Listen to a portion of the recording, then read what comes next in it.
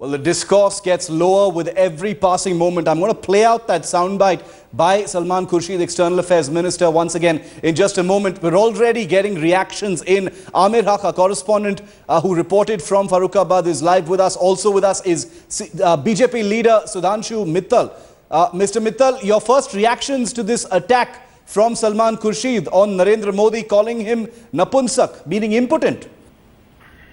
I am saddened by the kind of language which is being used, coming from somebody who claims himself to be educated.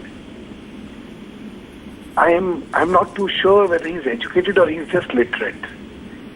It is the basement of politics of the worst kind. The least what I had expected ever was this from Mr. Khurshid, but I guess expectations from such elements in Congress should not be there. I just want to make one point. Mr. Khurshid seems to be having selective amnesia. Mr. Rajiv Gandhi, after the riots in Delhi, the Sikh riots, if you would have heard his comment, what did he say? जब बड़ा पेड़ गिरता है तो कंपकपाहट होती है. He was a prime minister who was not only condoning the riots, he was in fact, depreciating. He was justifying the killing of innocent people. And a party of such history is sermonizing in this kind of a language. But so that, Mr. Mittal, the Congress is going to justify this by saying that personal attacks have been made by Narendra Modi as well. The 50 crore girlfriend remark, the Shehzada remark. It's not like Narendra Modi has not said anything personal. So, does the BJP really have a defense against such language being used to describe its prime ministerial nominee, sir?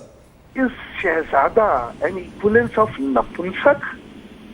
And the kind of language which you just heard, is there an equivalence between the two? I'm sure anybody familiar with language and familiar with sensibility could not at least conclude.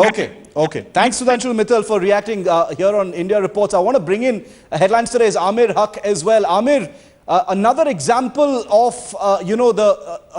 two things. A, the obsession with Modi, and B, the fact that the language of the political conversation has, gone south, and it's continuing to go south as far as these very personal attacks is concerned. Narendra Modi is, not scot-free as far as that is concerned. He's done the same thing in the past as well.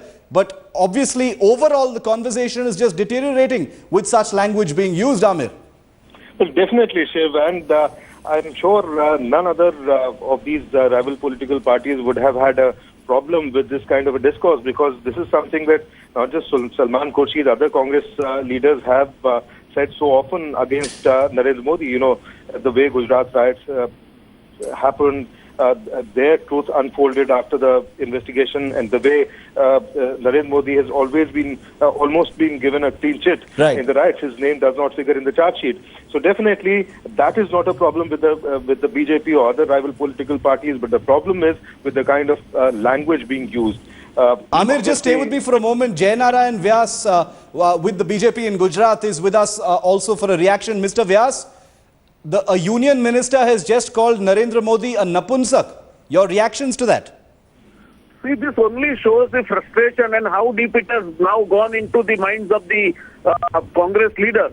First, Manishankar Iyer, who made an indecent comment on Chaiwala, and now this kind of absolutely indecent comment made by these gentlemen shows that they have totally lost their senses, and they are so frustrated that they have lost the control over their mind and tongue.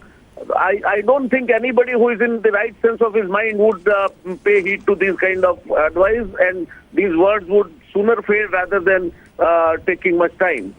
Jayanarayan Vyas, thanks for speaking the headlines today. I want to play out for our viewers once again that bite so you get the context of precisely what Union Minister Salman Khurshid has said using that word Napunsak to describe Narendra Modi. Here's that comment he made in Farrukhabad today.